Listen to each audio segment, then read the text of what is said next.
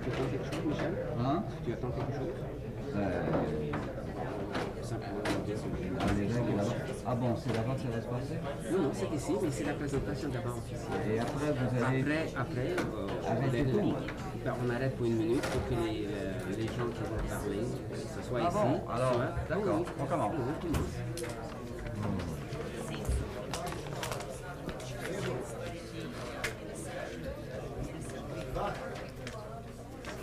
Est-ce qu'on peut commencer? Can we begin? Okay. The topic of my paper cannot be confined to the period of the famine in Ukraine alone. By 1932-33, there were virtually no news reaching the outside world about church in Ukraine. All religious press has by then been suppressed in Ukraine, and the only religious publication appearing then in the Soviet Union, a small bulletin published by the Moscow Patriarchate, was devoid of any references to church life at the grassroots, let alone any developments of that magnitude.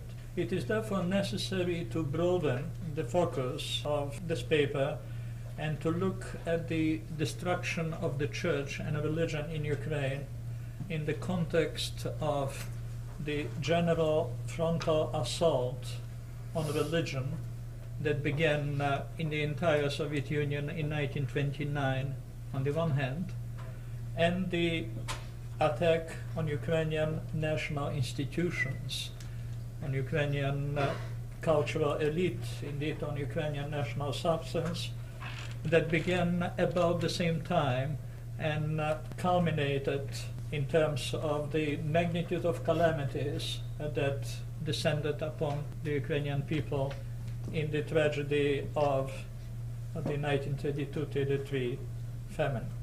There are two aspects to my topic. The paper is much too large to be read in its entirety. The first aspect is institutional, and that one I will summarize in a few sentences. The second aspect, on which I will take some more time, deals with the grassroots of the church, that is, with religious life in the countryside, in cities at that time, and the process and the circumstances of destruction of that religious infrastructure that has reached its peak with Yezhovshchina of 1937-38. As for institutional destruction, we cannot bypass the first act really in the frontal attack on religion in the Soviet Union, which singled out the Ukrainian autocephalous church in Ukraine, a church which has emerged in the wake of the Ukrainian Revolution, which by early 1920s has become the only genuine, uncontrolled, spontaneous expression of Ukrainization process, one which at the same time combined with the real ecclesiastical, to be sure, independence from Moscow, and one which in a way could be considered the only surviving institutional vestige of Ukrainian, short-lived Ukrainian independence.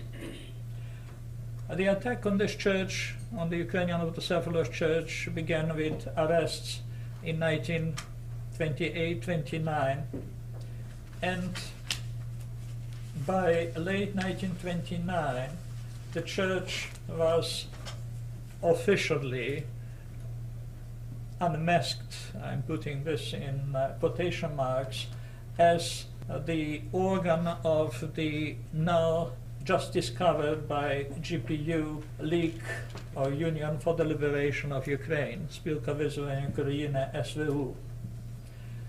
In the Izviestia communique signed by the chief of Ukrainian GPU, Barlitsky, it was said that among the leaders of the League for the Liberation of Ukraine is the former Prime Minister of the Petloride government in the Ukrainian National Republic and the present leader of the Autocephalous Church, indeed the chief lay ideologist Bociurkiw. For its counter-revolutionary ends, said the GPU communiqué, the SVU also used the Ukrainian Autocephalous Church, where it gathered in the capacity of bishops, priests and other servants of cults, former officers, members of the Petloride bands and insurgent organizations.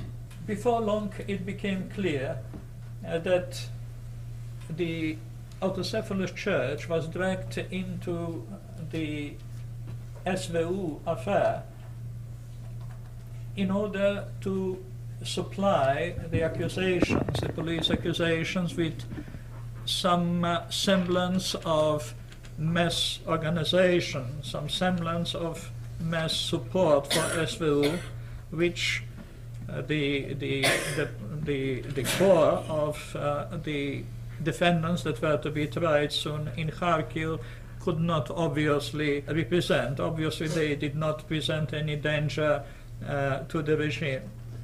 The proof was to be supplied by collective confession, and indeed the terrorized remnants of the church were brought to Kiev by the end of January 1930 and were forced in humiliating circumstances of extraordinary liquidation sabor to declare UAPC, Ukrainian Autocephalous Church, dissolved by its own leadership for reasons of its counter-revolutionary organization. There were no proofs other than confessions obtained by GPU.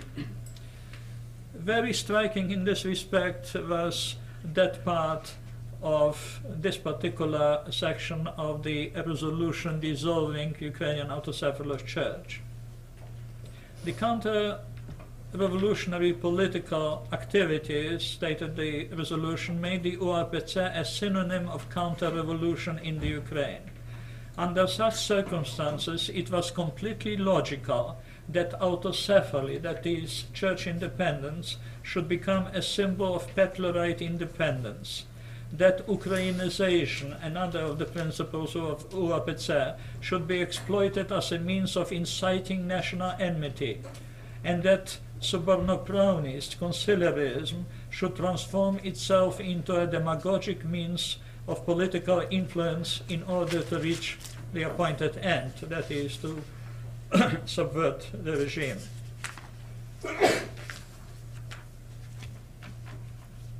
At the show trial of SVU, which was held from March 9 to April 19, 1930, appropriately in an opera house in Kharkiv, the Ukrainian Autocephalous Church, which was represented there by 3 of its leading members, including Bociurkiw, was assigned an essential role, as the accused scholars and writers by themselves could hardly be presented as a dangerous group threatening the very existence of the regime. It had to be shown that they had at their disposal an organized mass following and military cadres whom they planned to lead in armed rebellion against the Soviet regime. It was here that the Ukrainian Autocephalous Church, whose following at one time was estimated conservatively at 3 million believers, was brought into the picture as the link between the SVU, between League for Liberation of Ukraine, and the masses. To quote the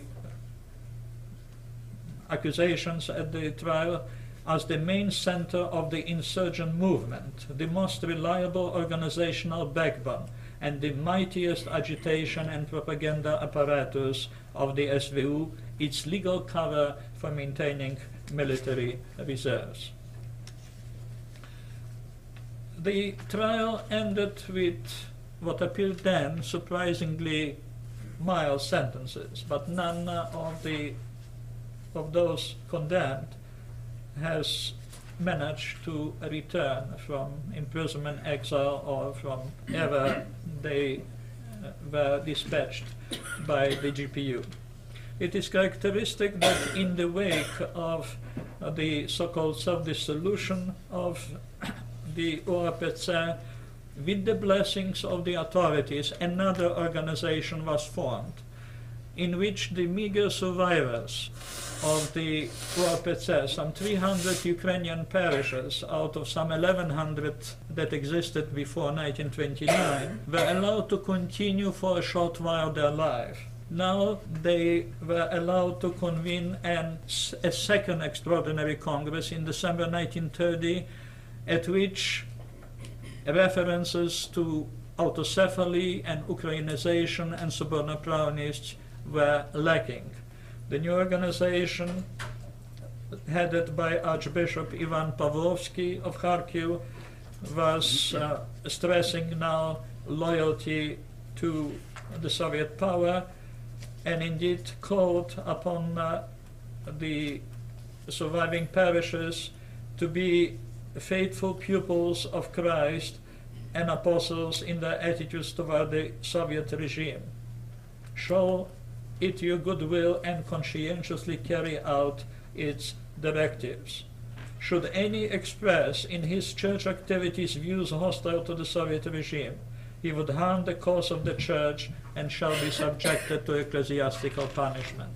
Similar warnings were sent across the Atlantic to the Ukrainian autocephalous Orthodox Church in the United States and to the few representatives of the church in Western Europe. All of them have henceforth broken their relations with the new church. Between 1930 and 1936, the remaining parishes of this church were slowly strangulated. The last parish was closed down in Kharkiv in 1936, and in the last act of the destruction of the Ukrainian autocephalous church, Metropolitan Bociurkiw, who was removed from leadership of the church in 1927, was arrested by the NKVD in February 1938, taken to Kiev. He was either shot in prison or was deported from the Ukraine and met his death in exile, as he was never heard again from. Let me add a few observations on the broader aspects of this attack on religion that began in 1929. In that year, a new legislation on religion was passed in the Russian Federation and quickly adopted in other republics. It narrowed the legal framework for the operation of religious groups, and significantly it prohibited now all activities other than religious services, forcing the dissolution of the parishes, forcing the dissolution of the brotherhoods, sisterhoods. It prohibited charitable activities. It in fact was aimed, it appears, at the elimination of the only surviving institutional framework, which was not entirely under Soviet control, and within which the elements that were unacceptable to the Soviet regime, or which could not accept the Soviet regime, could find institutional haven and a framework for expression of the alternative views and beliefs. The new religious legislation was accompanied by large-scale so-called assault on the heavens, which began with a rowdy anti-Easter campaign in 1929, was accompanied by the so-called spontaneous meetings of toilers demanding the prohibition of bell ringing, the pulling down of church bells, and the closing of churches. Between 1929 and Stalin's article Dizziness from Success in March 1930, which moderated for a while an extremely violent campaign, some 1,000 churches were closed in Ukraine. We don't have the exact statistics, but the reports that have filtered from more or less add up to that total.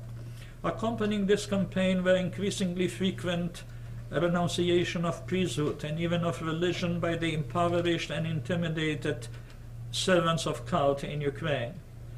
The almost identical wording of these declarations, prominently displayed in the press, left little doubt as to the source of their inspiration. In fact, Emilian Jarosławski supplies a blank which was used for these purposes, with the spaces left for the name of the priest and other particulars. Let me read that standard denunciation.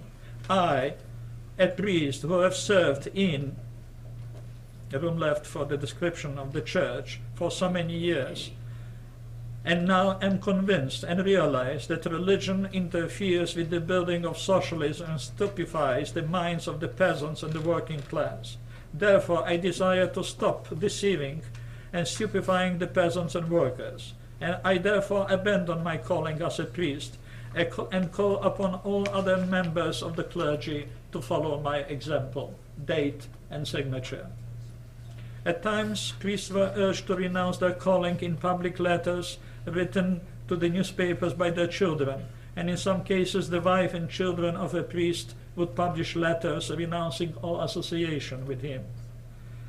One such letter, which appeared in Bezbožnek in December 1932, was entitled, "You are our enemy, repudiate the priesthood," and signed by the priest's former children. The reversal of the party line on anti-religious struggle in March 1930, while moderating for a while this campaign, did not do away with the harassment of the clergy. During the second half of 1930 and early 1931, many priests in Ukraine were charged with hoarding coinage and thus causing the noticeable shortage of small exchange and circulation. A number of trials for alleged sabotage involving in many cases hidden money, not exceeding 150 rubles, resulted in deportations and even executions of the clergy. The second wave of forcible collectivization during 1932-33, which assumed extreme violence in Ukraine and caused disastrous famine there, once again led to an upsurge of direct persecution of the clergy and believers, charged with agitation against the kolkhozes and sabotage. Increasingly, however, the suppression of reactionary clergy, so-called, became the specialty of the police and the governmental authorities, the latter strangling an increasing number of parishes with impossible taxes and arbitrary administrative rulings. While in many cases the declared motive behind the church closing was the pressing need of the toilers for these premises, a significant proportion of the closed churches either remained unused for lengthy periods of time or were allowed slowly to decay beyond the point of any repair. The majority of the houses of worship eventually recovered by the state were put to various secular uses. A handful of most celebrated shrines were either preserved as historical and artistic monuments or transformed in anti-religious museums. For example, Pečerska Lavra Monastery and cathedrals of St. Sophia and St. Vladimirsky Sobor. A number of outstanding churches of historic and architectural significance were demolished in the process of, in particular, reconstruction of Kyiv in the years 1934 to 36. This vandalism, unparalleled in ethnic Russia, hit particularly hard Kyiv. In connection with the imminent transfer of the seat of the Soviet Ukrainian government from Kharkiv to Kyiv, a large-scale reconstruction was decreed late in 1933 under a special governmental committee headed by the chief of Ukrainian GPU, NKVD Balitsky. The original design, the realization of which began in 1934, envisaged the construction of a complex of government buildings in the Pechersky district of Kyiv. And to make room for these buildings, the authorities destroyed Mykolaievsky Sobor, St. Nicholas Cathedral, one of the outstanding monuments of Ukrainian Baroque founded in late 17th century. Later in 1934, the original plan was dropped and a new government center now was projected for erection at the site of the old medieval city, calling for the demolition of several ancient churches, including Sofijski Sobor, St. Sophia Cathedral, dating from the 11th century. The indignation this plan created not only in Ukraine but also among Russian scholars saved St. Sophia from destruction, but not the other ancient shrines monuments which were demolished in 1934-35. One of them was Zolotoverkhy Mikhailivsky Monastery, the gold dome St. Michael Monastery erected late in the 11th and early 12th century. The other victim was the 12th century Trochsvятительska Cerkva. During 34 to 36, several other outstanding monuments were destroyed in Kyiv. Simultaneously, several Kievan cemeteries containing ancient burials were destroyed and their historical tombstones, crosses and statues tossed into the rubble. Many old graves were opened at the time by the NKVD in search of valuables. Through the 1930s, similar fates were shared by a number of churches and monuments in Kharkiv, including St. Nicholas Cathedral, destroyed were the 17th century monasteries of Mahar, Kuryash, and Novomoskovsk, the Uspensky Cathedral in Poltava, and many old churches in the countryside. One of the heaviest blows against religious practices in the cities was the introduction of the so-called continuous work week, decreed in August 1940. This measure replaced the 7-day week with a 6-day week, abolishing Sunday as a general day of rest, together with other formally tolerated religious holidays. The reduction of peasantry to agrarian laborers depending upon the state plan and state-selected managers for their supervision and livelihood wrought havoc with religious habits and ideas. The loss of economic independence made it increasingly difficult for the peasants to sustain their priests and heavily taxed churches, while the increasing controls of the regime over the village opened an ever-increasing scope for the administrative harassment and persecution of the clergy and church activists. In a number of instances, the liquidation of so-called kulaks was accompanied by similar repressions against clergy and the establishment of a kolkhoz by the closing of the local church. Some of the godless villages in the Ukraine, it was reported in the 1930s, displayed signs reading, "Entrance into the village is forbidden to priests and sectarians." The so-called passportization of 1932, while intended to extend the regime's control over population movement, also hit the servants of cult, who were now banned along with their families and other non-productive elements from the large cities, their environs, and from the strategic and border areas. The few available data about the Orthodox Church in Ukraine during the 1930s reflect the Church's desperate but futile attempts to preserve its hierarchy and clergy and to escape complete destruction by adapting itself to the increasingly difficult conditions. Thus, while banned from their dioceses, some bishops continue to administer them illegally from distant localities. While fewer and fewer candidates for priesthood could be found, as religious persecution mounted, some new priests were secretly ordained from time to time.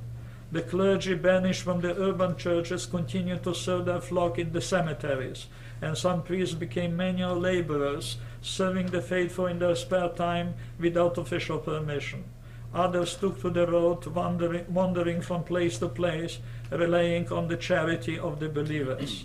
Such innovations as evening church services, open group confessions, and burials in absentia were introduced to accommodate the believers. In more and more parishes, old women, less vulnerable to anti-religious pressures, came to prevail in the parish communities. To force the clergymen to abandon their activities, impossible taxes were imposed upon them and their parishes, as well as upon those who provided the priests with living quarters. Their families were denied employment and their children thrown out of school. Systematic intimidation, crude blackmail of the priests by police organs alternated with promises of restored rights and employment once they publicly repudiated the priesthood and religion.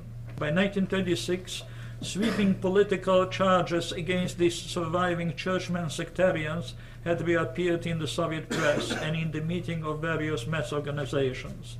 The clergy were now accused not only of agitation against collectivization and economic sabotage, but also of counter-revolutionary activities and espionage, with the police losing no time in unmasking a fantastic variety of underground centers, organizations, plots, etc. With the arrival of Yurij, the terror against the church reached unprecedented proportions. During 1937-38, virtually all the surviving Orthodox clergy were swept away, and not only Orthodox, it applied to all religious groups, in several massive waves of arrests, deportations, and executions, which brought about the near-complete destruction of the church in Ukraine. One of the few surviving clergymen wrote, "It was as if the massively imprisoned priests were buried alive. Only those servants of the church survived whose prison terms ended in 1940-41 and who, even as invalids, returned to their homeland. Those also survived who before 1937, before Yurij, as if by a miracle, came to change their place of residence and departed from the locality in which they had served the church. Only a handful of the Orthodox clergy in Ukraine managed to survive within the old borders by the time the Soviet-German or German-Soviet war broke out. In the entire Ukraine, no more than 10, perhaps 12 churches remained open by June 1941, served by even fewer number of clergy. And perhaps to conclude, I would say that some of these clergy by then were, as soon as the Soviet units retreated, in a few cases, they were destroyed by their own parishioners, having served for years as informers, having been broken to act in that capacity. Religious life, however, religious beliefs were not destroyed. The organization was shattered, and indeed, as the somewhat more favorable for a religion, not for other purposes, conditions became available under the German occupation. Spontaneous reopening of churches has brought up the number of churches in Ukraine from that handful to several thousand. I would like to conclude my paper at that, having run out of time. Should there be any specific questions, I'll be happy to answer them in discussion. Thank you, Professor Bociurkiw. I think we may allow ourselves 5 minutes coffee break, but please, 5 minutes only.